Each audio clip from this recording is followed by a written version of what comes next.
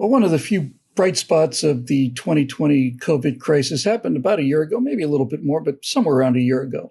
I remember in New York City, as they were fighting the worst of the infection, which occurred in early April, spontaneously, New Yorkers would, at 6 o'clock in the afternoon, go outside early evening and just start bashing pots and pans as a sign of respect and admiration for the healthcare workers who were out there in the hospitals, and things were looking really bad. And that went on for several weeks, if not months. And I remember thinking, that's pretty cool. I am very wary of the term hero, which I think has been horrifically overused. But when you're dealing with individuals who are going to work with infected people, and we still didn't know how infectious it was, and there weren't enough masks going on, I thought that was a worthy thing to call the healthcare workers, and I still do. Hi, everybody. I'm Bill Whittle here with Steve Green and Scott Ott, and I'd like to talk today a little bit about the anti-heroes and what we can do about them, because if there's one group that has performed just abysmally, even worse than healthcare officials during this crisis, I think it's got to go to the legions of teachers that are playing hooky and refuse to go back to school no matter what the situation.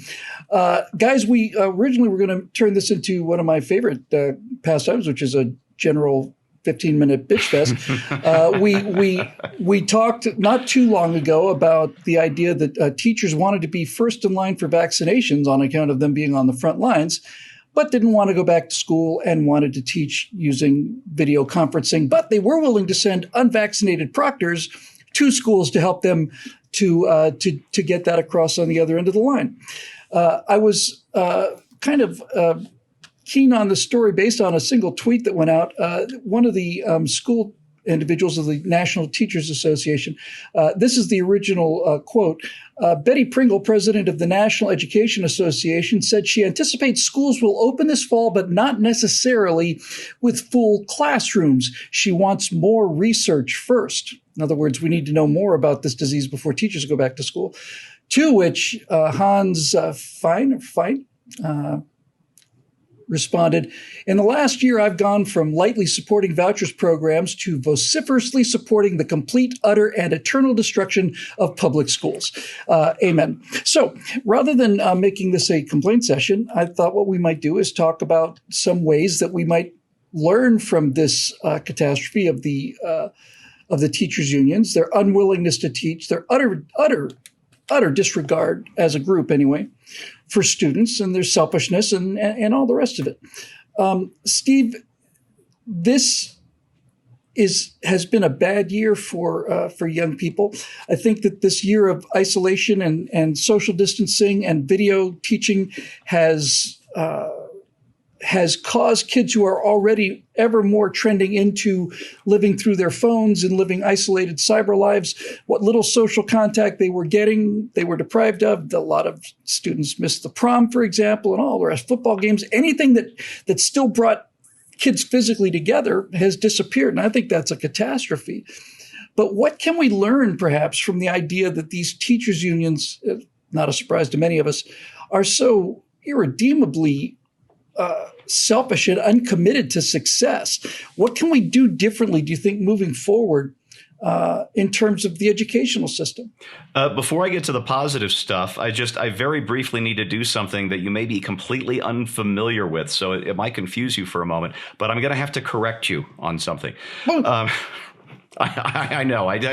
Sorry. I just didn't mean to startle you in that way.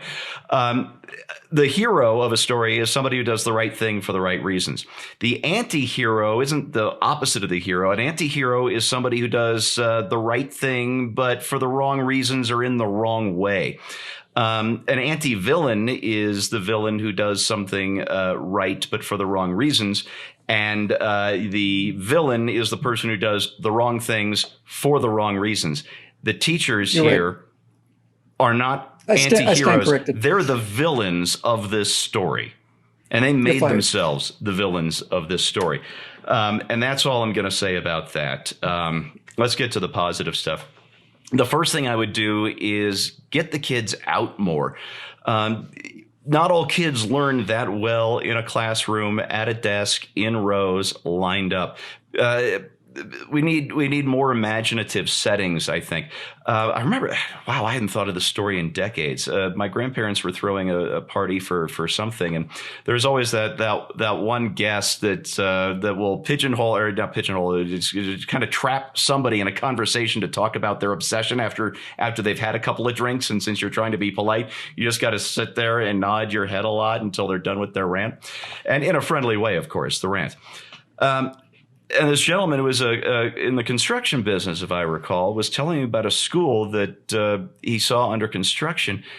And he said, there was the most shocking thing missing from the school as I watched them build it. It wasn't his company doing this thing. And I said, what was it? He said, windows. It looked like a prison.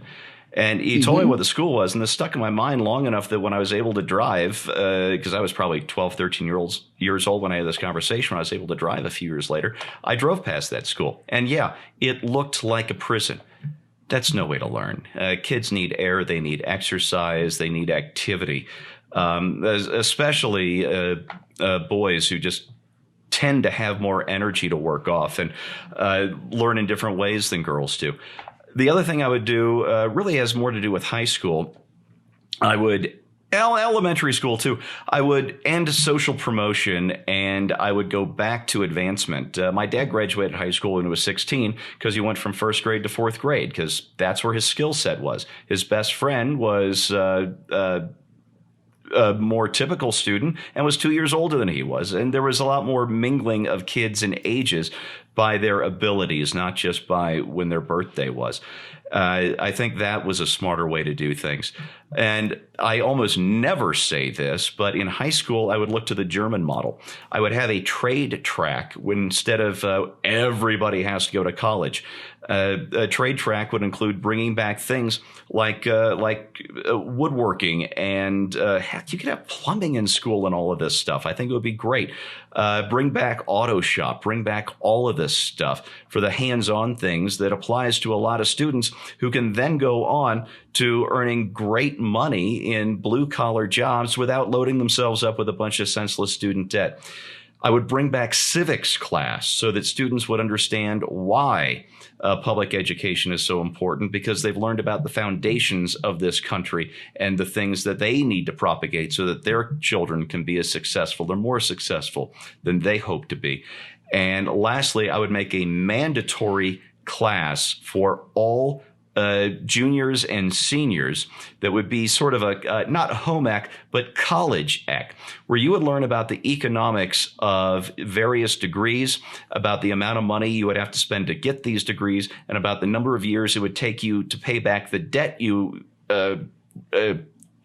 are shouldering to earn these degrees. And I think that would get a lot of kids out of these debt traps that our public education system, and particularly our federalized student loan program, has encouraged.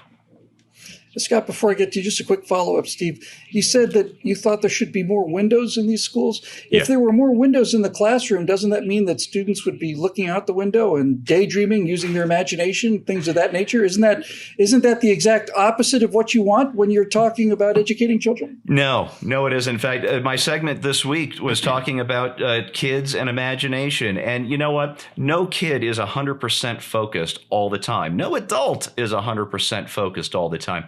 If we didn't daydream, Bill, I don't think we'd get anything done.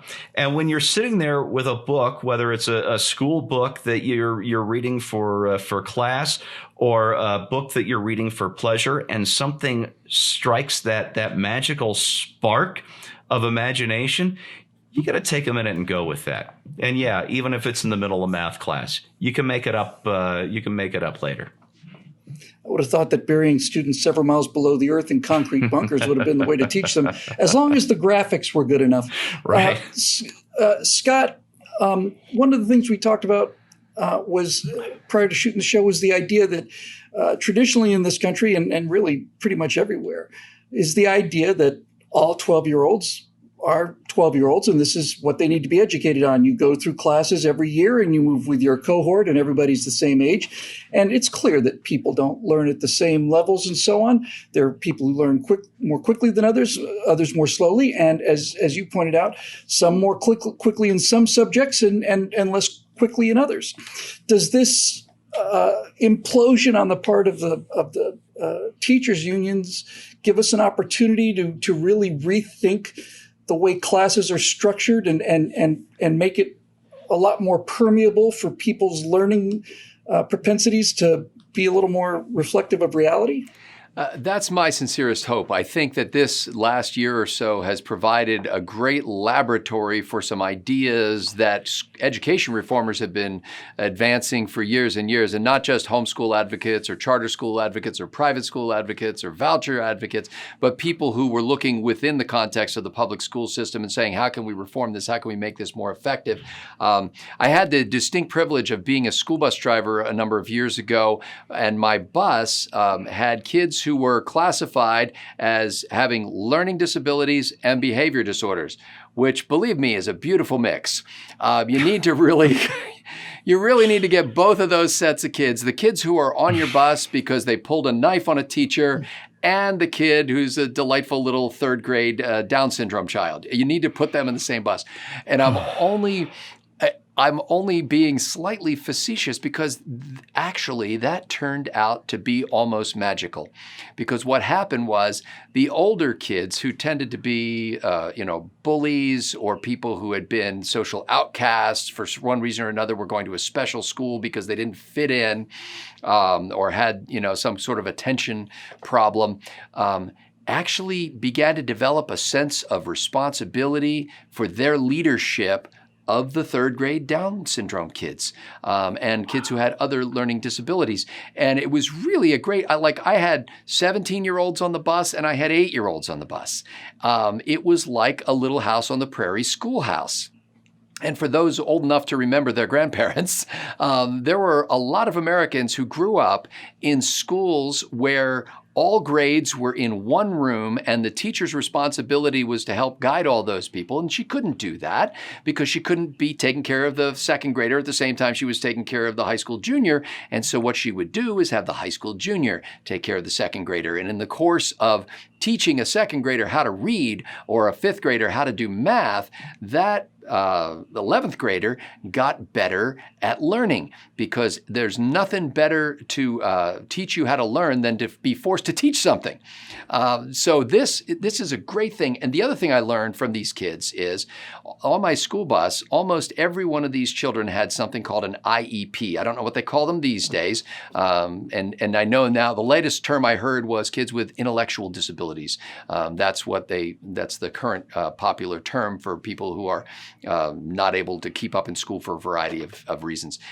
They had individual education plans. And those plans were come up with in concert with the parents and the teachers and the counselors at the school because that child needed a special plan to guide her because she didn't fit in the cookie cutter with every other student in the third grade, so to speak.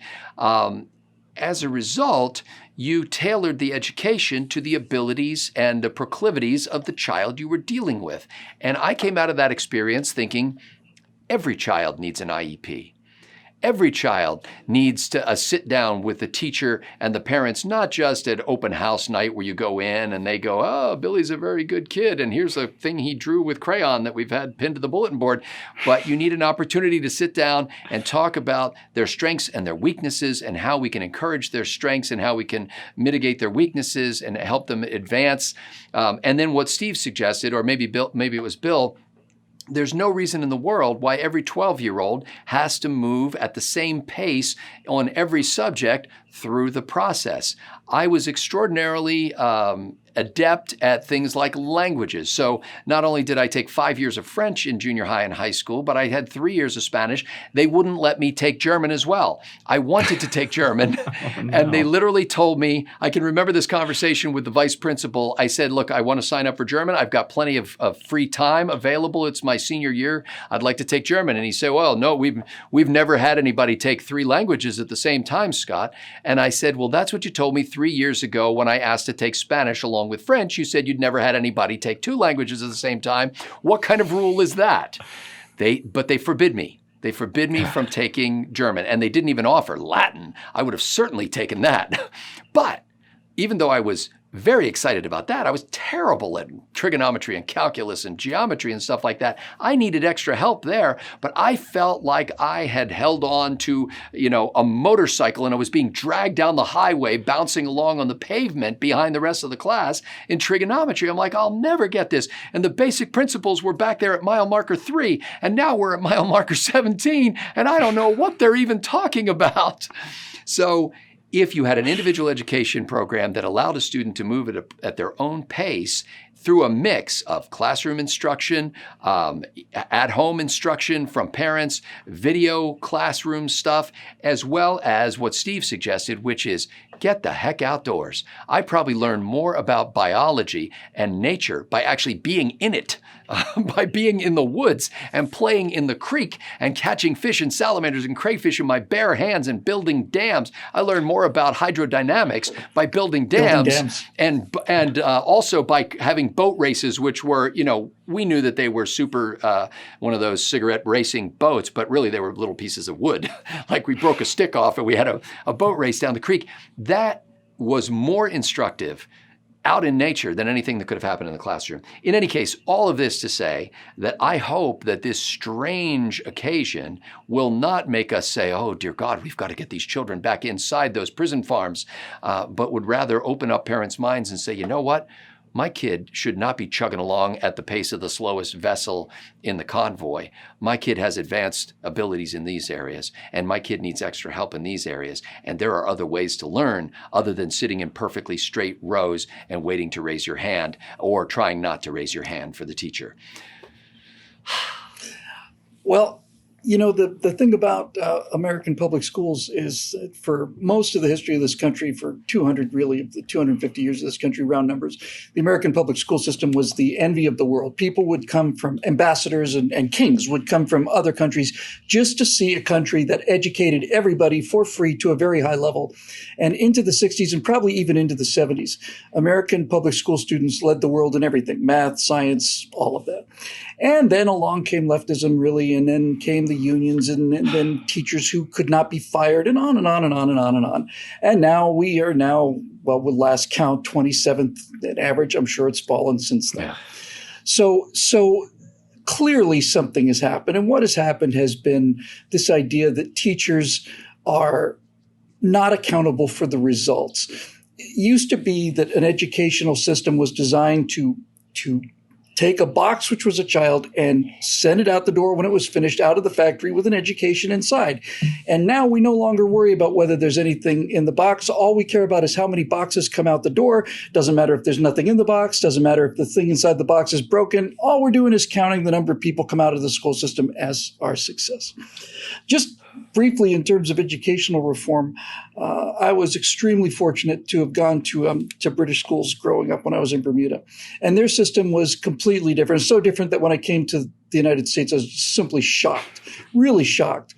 I'm not going to go into a lot of detail here, but one of the problems with much of the public education today is that there doesn't seem to be any curiosity. You have the ability to get all the answers you want from the internet. You ask young people today, well, you don't know anything. Oh, I don't have to know anything. I can go to the internet to get the answers. Yeah, but you don't know what questions to ask. For most of my early childhood in elementary school, which is called primary school, this is no exaggeration, we had a weekly schedule rather than a daily schedule, which meant that during the course of a week, we would have double periods, 2-hour periods, and so on. In my elementary school years, this is no exaggeration. At any one year, I was taking physics, chemistry, biology, history, geography, metal shop, wood shop, physical education, Spanish, history. I think we had a reading class, and the reading class consisted of students reading sections of The Invisible Man or Day of the Triffids or something like that. So we were exposed to so many different things, and the teachers stayed with us year after year. We had the same chemistry teacher, we had the same physics teacher, and so on and so on and so on. And it made you curious about everything. And it also had a very competitive system of ranking. There was incentive to do well in those schools. I don't know what we do to recover public education. Needless to say, if I had a child today, I would not send it into public school system to be indoctrinated to hate everything I stood for. Homeschooling is a solution, but it's not the best solution. The best solution would be to return to a public education system that allowed children to socialize, as Steve and Scott both said, spend time outdoors, be exposed to large numbers of different subjects to find out what really did hold their interest from an early age, and then have the fluidity to allow children to move quickly through subjects that they were naturally good at and be able to slow down on subjects where they were naturally not so good at. But I think of all the things on the table, the one thing that strikes me most about what we no longer have in the American public school system was what we had in these mythical but also factual days of the Little Red Schoolhouse out on the prairie, where one usually young woman, often an unmarried young woman, would be responsible for teaching the 60 or 70 kids in that particular area. That teacher had to know how to teach first graders and eighth graders and 12th graders, had to teach them in the same room, had to make sure that all of them were doing their best. It had that kind of fluidity. But I think more than anything else in the world, what it had was it had a sense of ownership. It had a sense of ownership, that teacher owned those students' educations. That usually woman was responsible for each one of these children coming out of her care with an actual useful education. And because there was individual ownership on the part of the teacher for every one of those kids entrusted to their care, we ended up producing the best educated people in the world. And there's no reason why that sense of ownership cannot return, where a teacher could essentially be given a set of students and be responsible then for the 5 or 6 years through elementary school, the 5 or 4 years in high school, and be personally responsible for their education. Any number of opportunities out there, any number of chances to do something, but clearly what we've got is not only broken, it's actually become evil. And one of the few benefits of this pandemic is it's shown us just how little the professional unionized teachers care about their students, care about education, care about results. If there was ever a time to do it, this is it. So why don't we stop complaining about things and start to figure out how to make this happen, at least in areas where we can opt into it. That'll do it for this edition of Right Angle. It's made possible by the members of BillWhittle.com. We're very grateful for your support, and we'll see you right here next week on Right Angle.